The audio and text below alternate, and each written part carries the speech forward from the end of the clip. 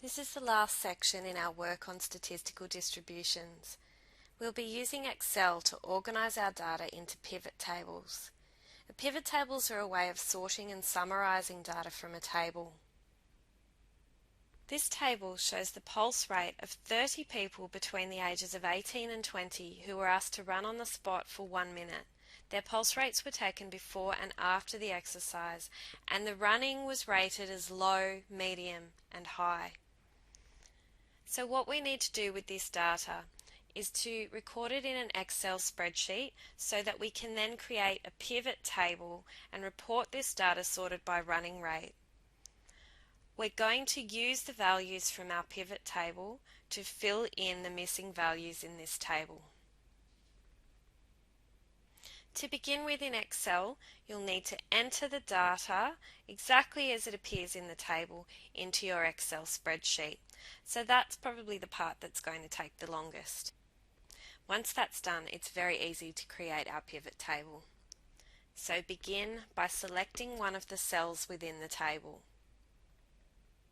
From the Insert menu, click the arrow below Pivot Table and select Pivot Table. Now here we can see that the range of the table has been entered for us. You just need to make sure that New Worksheet is selected and click OK.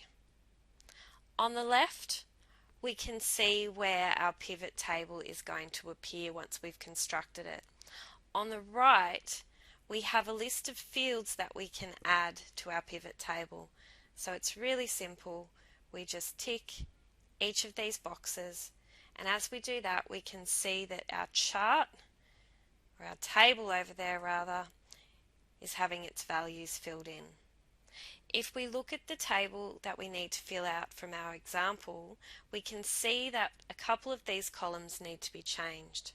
So over here in the second column, we're interested in the average of the pulse before rather than the sum of the pulse before.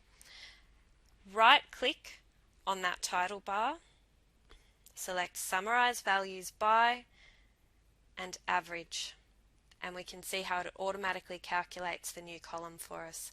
We do the same thing for the sum of the pulse after. Right click, Summarize Values By Average.